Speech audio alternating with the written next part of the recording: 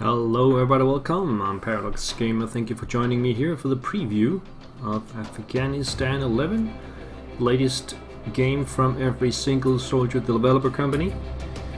And let me just say a few words about the game. It's kind of a sequel to the older Vietnam 65 game, but it enhances on it, and of course takes place in another place in Afghanistan instead of Vietnam, of course. And the year is 2011. You're commanding the US Army operations in Afghanistan.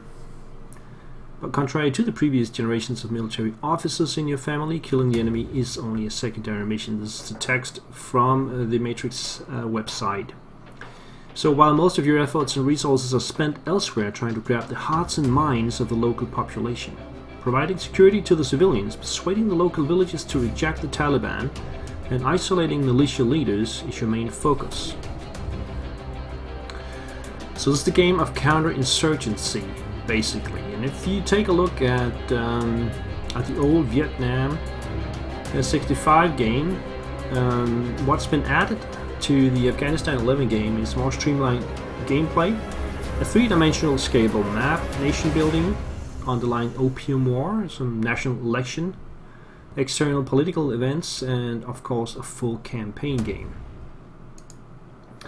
Now this build that you're seeing here is just a beta, which means the full game, when released in about a month's time, will have some more stuff added to it, and the most notable one is the convoy system, which is not in the game yet.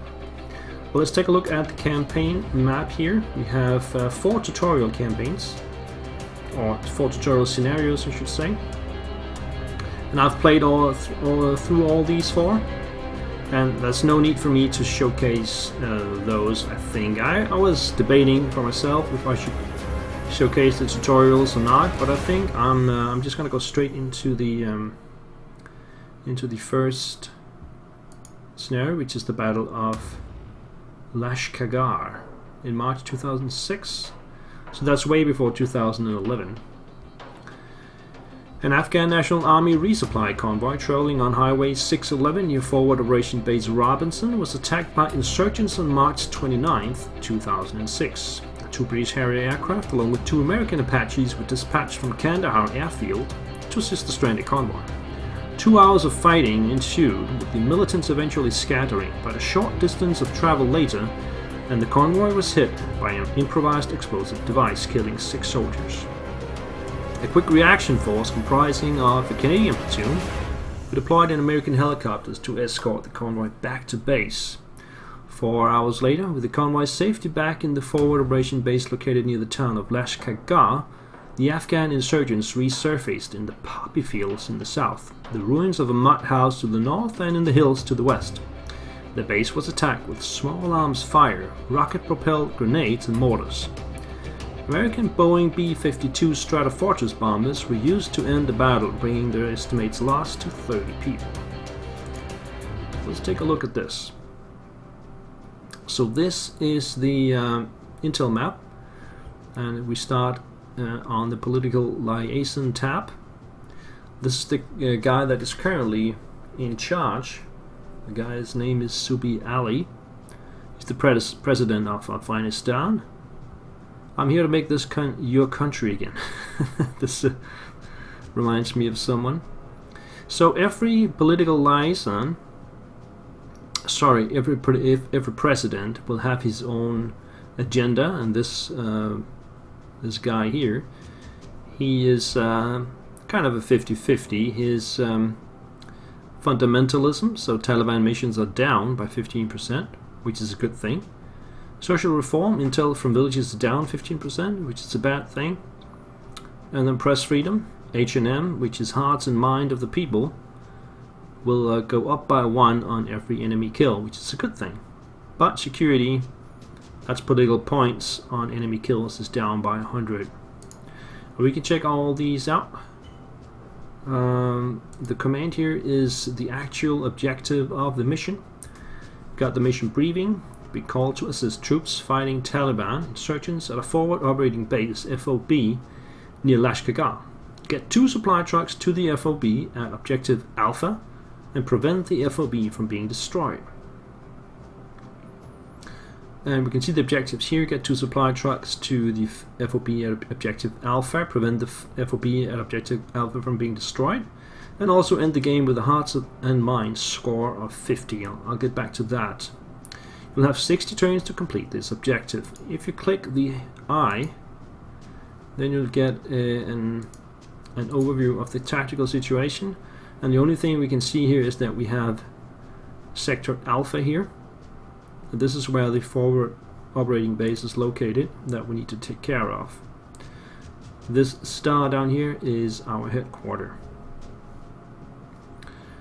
And so if we take a look at the rest here, there's nothing there yet. Intelligence wise, we can see there are 5 militia cadres, but nothing else is going on because we haven't really started the game. Logistics, everything is at 0.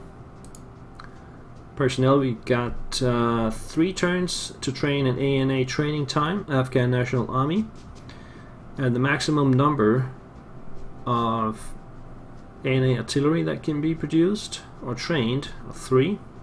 ANA mechanized is 5, and then 3 ANA infantry for every forward operating base. Currently we're not training anybody. US military handover, there is no handover required in this scenario. Civil affairs, current civil affairs report, we have hearts and mind of 50, and that can go up and down as the game goes on. And what you'll see here is the various villages that we have on this map: Gorak, Iran, Sangin, Yakhchal, Gereshk, and Lashkargah down here. You can click anywhere on this map and that will take us to the tactical map, and we can see up here in the corner the objectives that we need to get the 2 trucks and prevent the destruction and achieve H&M of 50. The current H&M is 50, you can see that here. The district's hearts and minds, we have 10,000 available political support points. So yeah, this is the base. We can zoom in on it. Oh, sorry. We can zoom all the way into this level. So we can see here that we got medics, we got supplies, we have water, and everything is good and dandy in the headquarters. If you click on it, you'll get inside the headquarters. What we can see here is the currently garrison units. We've got 4 supply trucks, then we have 2 MRAPs, a Black Hawk helicopter, and a Buffalo. The various vehicles can do various things. The Black Hawk, of course, is a helicopter, and it can transport personnel from place to place. It can also transport ammunition and rations. The MRAPs are armored vehicles which can transport soldiers, and the Buffalo is an engineer unit which can construct things. The supply trucks are supply trucks. They supply stuff. You can see they can supply food, ammunition, UN aid, FOB supplies, and fuel. All of these things or vehicles can be rotated back to the US, which will give us 50 PPs if we want to do that for those, and some of them are worth more. The Black Hawk is 1,000, but we want to use these elements here. So you can also call in more reinforcements, and that will cost you PP. So if you want US infantry, you have to pay 100, special forces 500, another Buffalo is 900, so forth. Apache is an attack helicopter. The Chinook is a transport helicopter, which is bigger than the Black Hawk, and the US howitzer is a cannon, of course. Up here in the corner you can see how many ANA units, Afghan National Army units, that we have trained here. We can train up to 3 howitzers and 5 vehicles, armored vehicles. Let me just step out of the headquarters and we can pan around the map, and this is one of the villages. So we zoom in on that. We can see that the current allegiance of the village is the Afghan president, or the Afghan nation, simplified by the flag.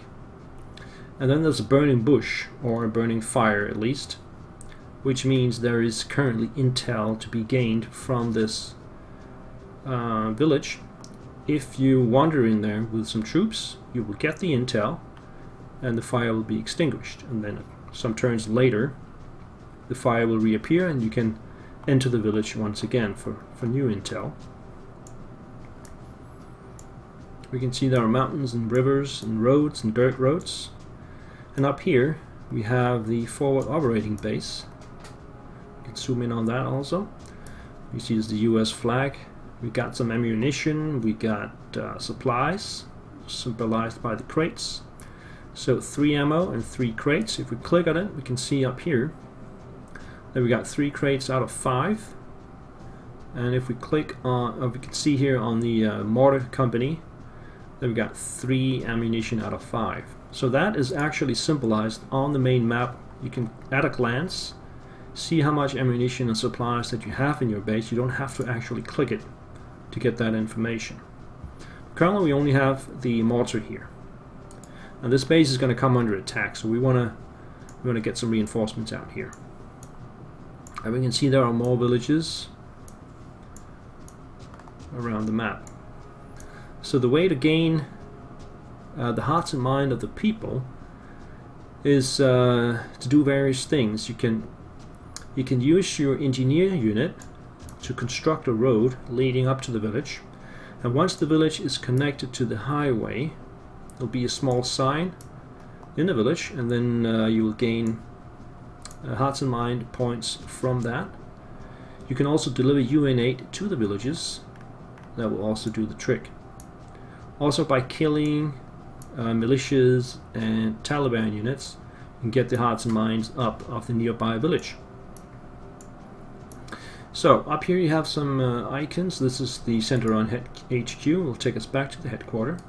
This is to go back to the strategic map. And as I said, you can click anywhere. You can click down in Lashkar and we'll go straight to that point. This is just to show and hide the objectives here in the corner. Up here you can call in an airstrike. That will cost you 200 points, and there's a cooldown of 3 turns once you've used it. So if you spot some Taliban or militia units somewhere and you want to kill them without, or you can't get to them, or they're too far away, you can try and use an airstrike. They usually work. The next one up here is the emergency supply drop. If you have troops in the field and they run out of supplies, you can drop supplies to them, costing 200 points. This is the drone reconnaissance mission. I don't actually know what it costs. I guess I could find that out by clicking it here. See, when I click it, you can see the shadow here. This is the area that I will get highlighted using the drone. So the drone will be surveying that area. Let's just click it here in the mountains. So now you can see the drone is circling around, and currently there's no activity, because if there were, we'll be seeing that right now. So that cost us 200. That's good to know. It's off screen when you hover here. So and that's also a 3-turn cooldown, as you can see by the number 3 up here. This is just to show and hide something. I can't see what it is. Events. Okay. So the way the game works is we want to build up our forward operating bases close to the enemy villages to keep them under control and to make sure that their allegiance is ours. And then we have to fight the Taliban and the militias, which keeps dropping in and out of the mountains. They will also place IEDs on the road that we need to take care of. So just to show you how the game works, we need some troops. So we're going into reinforcements, and we want to get US infantry. We also want a Husky. The Husky is the vehicle that spots the IEDs, and we want some special forces as well. So if we start with that, so what we do here is we take the Husky first. We can see the Husky's got 3 action points and 5 fuel. The vehicle will consume a fuel every turn. And you can see here, if it goes straight into the mountains, it can go only 3 hexes per turn. And I actually can only get to here, because you cannot drive into the mountains. But if you're going by the road, you can go much further. So the Husky can go all the way over here. And any IED that would be beside the road would be discovered by this Husky. So it's always a good thing to send the Husky out first. Copy that. Send it out here. And there was no IED on the road. Alright. The Special Forces, we want to get that the Special Forces units out to the FOB as soon as possible, because when we do that, we'll be able to train ANA infantry over here. You can see we can get a maximum of 3 ANA infantry trained at this base, and that training is performed by the Special Operations units, Special Forces. So what we do is we load up the Black Hawk with the Special Forces, and then we activate the Black Hawk. Here it is. There's usually some sounds. Not sure why that is not on. Let me just see here. Sound effects. Let's try that again. Where's the Black Hawk? We have to get the Special Forces on. No, I still can't hear it. Okay, usually you can hear that sound. Whatever, let's just get it going. Get the Black Hawk over here. Moving out. Oh, now you can hear it.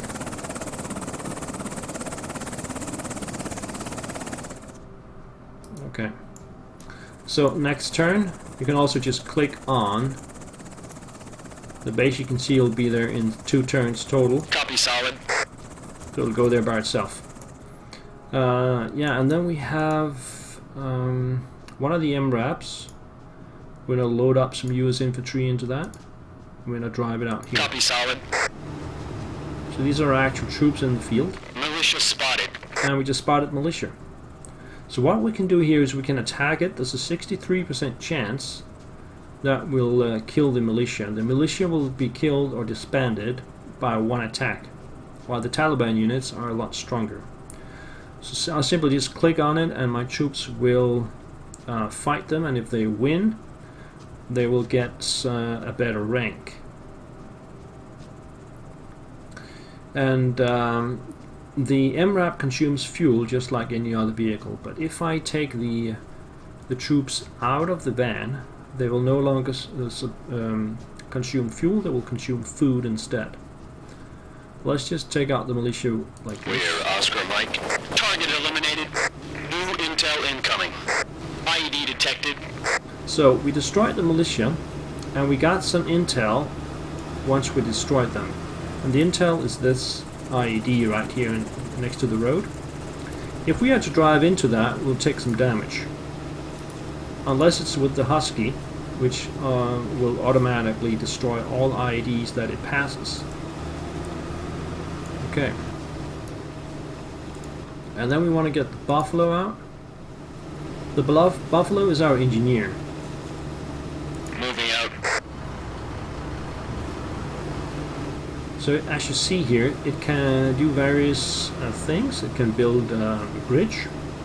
It can construct a road. It can build another FOB, forward operating base, which is quite expensive though. And then it can build extra construction add-ons to the FOB. Construct a field hospital, a maintenance yard extension, an artillery pit extension, and then it can also build waterworks at the villages. That's the thing you build at the villages.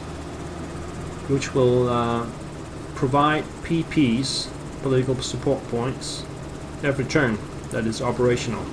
Of course, the waterworks will break down from time to time, and then you have to go and repair them using this feature here. We can also buy another infantry unit just to walk it out and see how it works. So if we take this guy, we can see that we have 5 rations, and we can walk 3 hexes. So we can walk down here, for example. Copy that.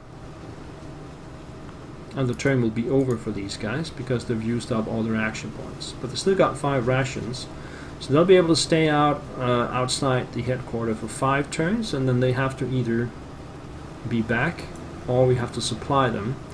We can supply them with the Black Hawk, we can supply them with trucks, or we can use the airdrop from up here.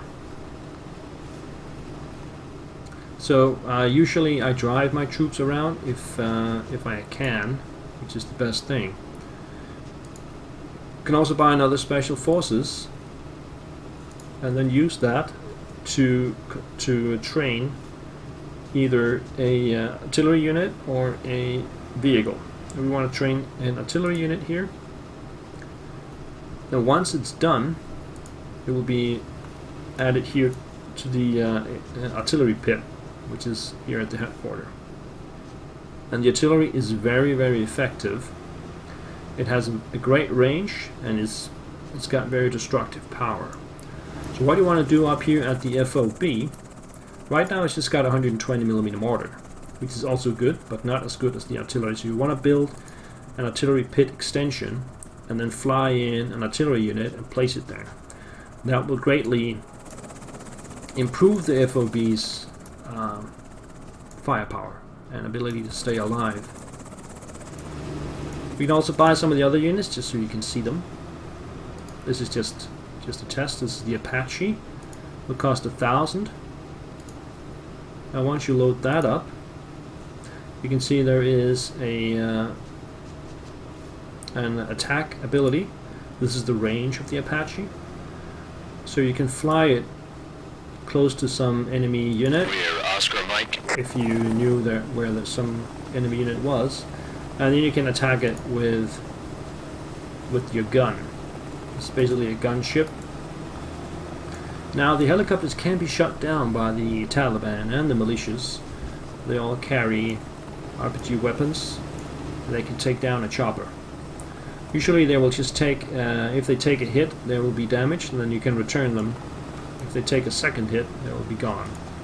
The Chinook is the transport plane, costing 2,000. And that's the last thing we need to see here. Load that up. This is Chinook. As you can see down here, it's got more abilities. It can actually also construct a forward operating base, just like the Buffalo can. So this one can fly out and construct a forward operating base, just like that. And it can also deliver fuel, FOB supplies, UN-8, ammunition and rations. Yeah, we could also take a look at the artillery. We are training one, but I'll just show you. You can buy a howitzer for 600. And we can load that up. You can see now the howitzer is in the pit. And look at that range. That's a huge range, and it can fire on any target that it can see, or can be seen by others within this area here. So that's it's a very effective weapon. We can try and end the turn and see if there's any enemy activity, just to get a look at it.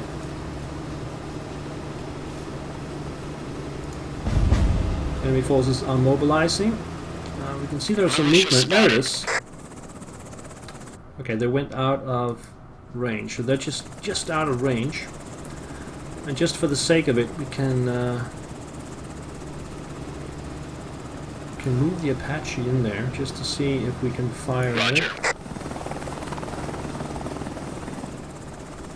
Oh, it's still not visible. Moving out. Oh, that's strange.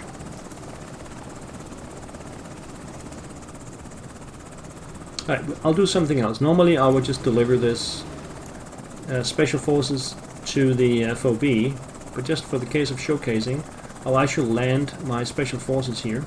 Copy that.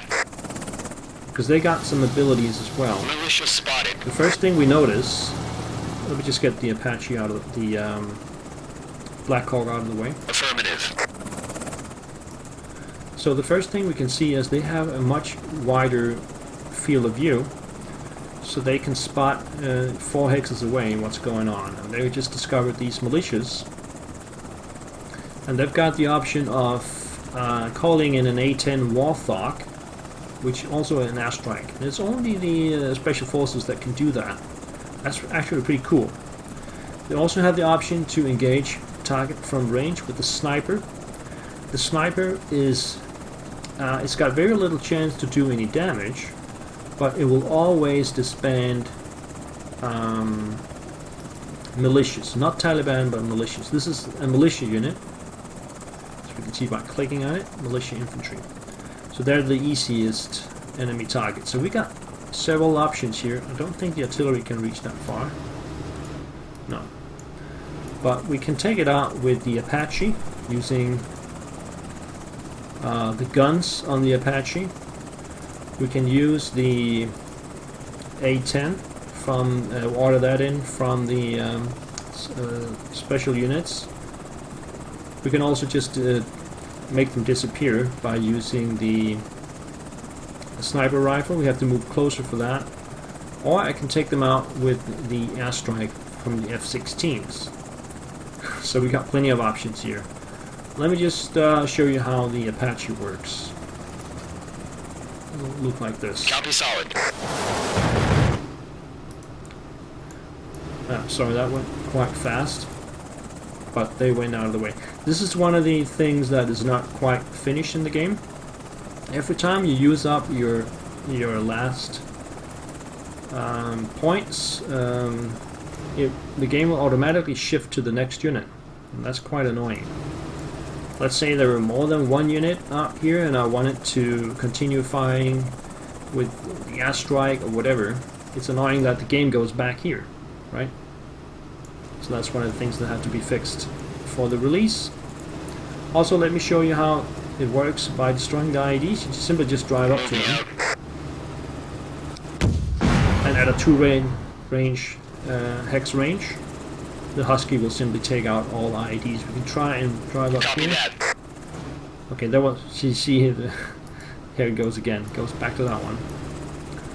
So the Husky destroyed that IED that would otherwise harm my vehicles, and then we can simply drive up to the next unit. Rear Oscar Mike. Be advised. Militia in the area. Militia. So let's just showcase the F-16 airstrike on those guys. 77% chance to hit. Comes the F-16 and boom.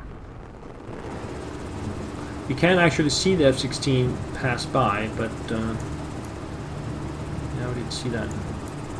Alright, let's move up here. Now you can see the rank got up from the from my units. Moving out. So it's always a good thing to attack with the units to get the rank up. For the US troops, you only get the rank up if you actually succeed, while if you attack with ANA troops, they will increase in rank no matter if they win or lose the engagement. And that is to symbolize that the ANA are coming from a much lower place. They have very little training compared to the US troops. So they will get better faster, so to speak. Alright, so I think we've showcased a lot of this. Of course, there's all the base building and visiting the villages. I'll get back to that in when I actually play the game.